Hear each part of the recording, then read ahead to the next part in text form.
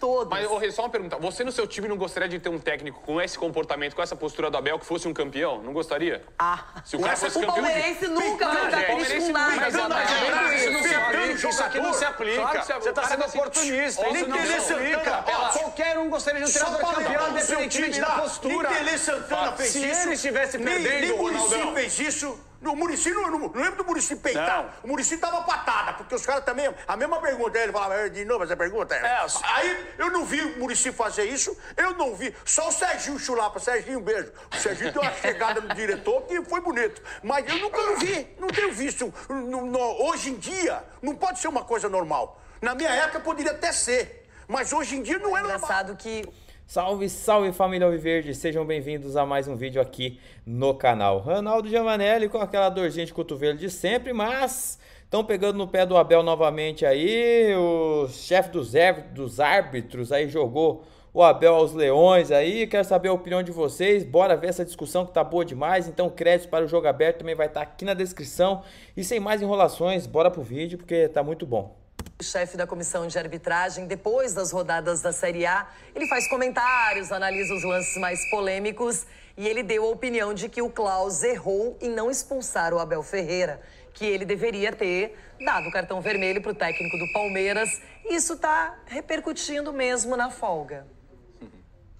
Os jogadores e a comissão técnica do Palmeiras voltam hoje aos treinamentos. Mas mesmo na folga, o técnico Abel Ferreira não deixou de ser assunto.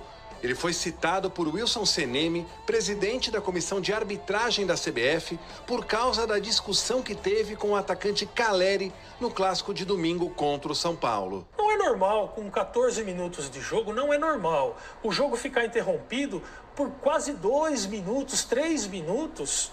em função de uma discussão entre um jogador e um treinador. A maneira como foi a relação, essa ação entre o Abel e o jogador Caleri, né, foi uma ação muito forte, foi uma ação de indisciplina muito forte. Isso é uma ação de cartão vermelho, tá?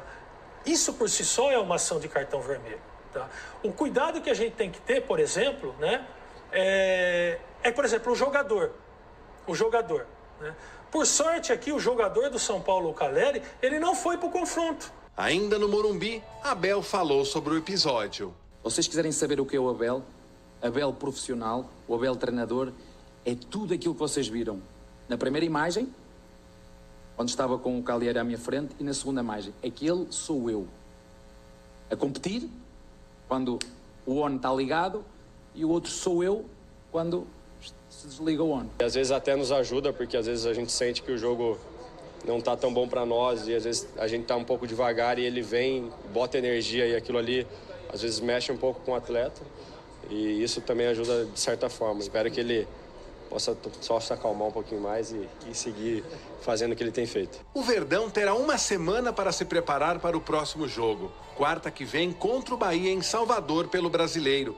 No momento, está 2 pontos atrás do líder Botafogo, que no meio da semana que vem também joga fora, pega o Cuiabá no Mato Grosso. Confrontos que vão anteceder o duelo entre ambos no Allianz Parque, um daqueles jogos com jeito de final antecipada. Mesmo na vice-liderança, a equipe de Abel é a única invicta do campeonato, em que mantém uma regularidade impressionante desde o ano passado. O Palmeiras só perdeu uma vez nos últimos 33 jogos do Brasileirão, para o Inter de Porto Alegre, quando já era campeão de 2022 por antecipação e atuou no Beira-Rio com um time alternativo. Nós temos estratégias para tudo. Eu tenho estratégias para tudo, então tenho que vos dizer tudo agora. A minha equipa sabe o que é que tem que fazer dentro do campo. Essa é a função de um treinador. Embora Abel tenha dito depois da vitória contra o São Paulo que um dia o Palmeiras irá perder, 2023 vem dando mostras de que isso não será tão fácil assim. Aconteceu somente 3 vezes em 36 jogos da temporada. Claro que até dezembro muita coisa vai rolar, mas no momento este é o 3º menor percentual de derrotas por ano em toda a história do clube. Dá para explicar em cima de um elenco mesclado entre jogadores experientes e de seleção e diversas crias da academia. 2 delas, Gabriel Menino, que é o jogador do elenco com a maior sequência de partidas no ano, 32, e Endrick marcaram os gols contra o tricolor. clássico em que Naves, que também veio da base, substituiu o titularíssimo e capitão Gustavo Gomes, suspenso. Quem tem ajudado a base são os nossos jogadores, tem sido o Everton, tem sido o Rocha, tem sido o Mike, tem sido o Loa. Né? Vocês podem perguntar, porquê que o Naves hoje jogou tão bem? Tinha um grande zagueiro ao lado dele. Por isso, não é pela base. É por isso, é porque ao lado dele tinha o suporte. Ao lado dele tinha uma bengala que o ia ajudar de certeza absoluta. Né? Tem o Picaresco que ajuda o Vanderlá. Tem o Zé no meio que ajuda o Fabinho e que ajuda o menino. O Hendrick fazer golo, você viu quem é que disputou a bola para ele fazer golo? Sabe quem foi? Foi o Breno. Isso eu quero dizer, em base, é importante a base, como é importante todos estes jogadores com experiência que ajudam a base. Começando o debate agora com essa turma animada. Pra que falar em frio? Aqui o assunto é sempre quente, atual, muito importante. Denilson Show, João Pedro Sgarbi, João Paulo Capelanes, Ronaldo Giovanelli, já tem Everton Guimarães por aqui.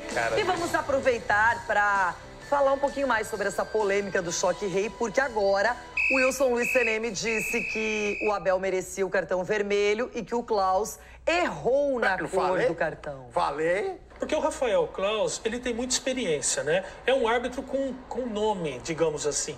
Então, ele tentou administrar uma situação que, para a regra do jogo, ela não seria administrável com cartão amarelo. Tá? A verdade é que a maneira como foi a relação, essa ação entre o Abel e o jogador Caleri, né, foi uma ação muito forte, foi uma ação de indisciplina muito forte. Isso é uma ação de cartão vermelho. Tá? Isso por si só é uma ação de cartão vermelho. Tá? O cuidado que a gente tem que ter, por exemplo, né, por exemplo, o jogador. Né? Por sorte aqui, o jogador do São Paulo, o Caleri, ele não foi para o confronto. Porque você imagina o que poderia ter acontecido se um empurra o outro, né? Porque no final das contas, se eventualmente se expulsa os dois do campo, quem seria o mais prejudicado, por exemplo? Né? Quem tem um jogador ou quem tem expulso o técnico? Né? Porque no jogo, no final das contas, um time ia ficar com um jogador a menos e o outro não. Né? Por isso que a regra também, Ayana, ela é mais rigorosa nesse aspecto disciplinar com os técnicos. E por isso que essa ação, né, que muitas vezes é uma ação, quando os jogadores se encaram assim, é uma ação de cartão amarelo para o jogador, para o técnico não. Né? Para o técnico, isso é uma ação de cartão vermelho. Bom, segundo o Seneme, o Abel escapou de mais um vermelho. Ronaldo Giovanelli, você concorda com ele? Eu achei legal que o Seneme tá acompanhando o jogo aberto, né? Porque nós falamos isso aqui. Ainda falei que o Klaus deu uma baita de uma pipocada.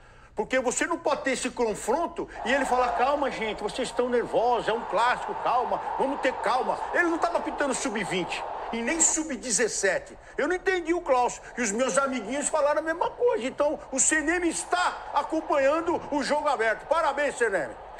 Todo jogo do Palmeiras fica essa expectativa paralela para ver se o Abel Ferreira vai tomar um amarelo, um vermelho, se ele vai se comportar. Aí, se ele não toma cartão, o comentário é o seguinte, ele estava calmo, na coletiva ele estava bem.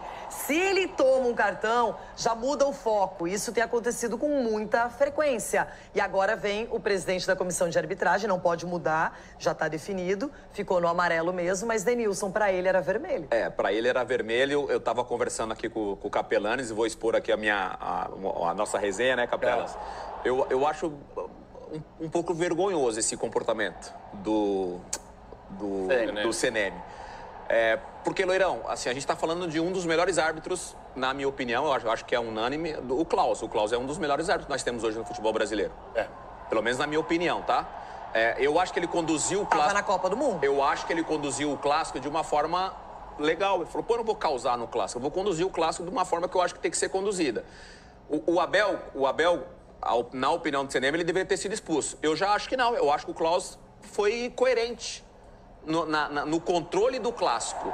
Aí, tentando imaginar o Abel depois, em casa, tranquilo, vendo o lance do Caleri, porque não teve nenhuma cotovelada do Caleri em cima do Luan, dentro da área. Porque aí a reclamação é essa. Não é o lance dele com o Mike, do Caleri com o Mike. O lance da reclamação da cotovelada é do Caleri com o Luan dentro da área e que não houve nada. Então eu imagino o Abel vendo o lance e falando, caramba, eu perdi o controle na beira do campo à toa, porque o Caleri realmente não deu a cotovelada.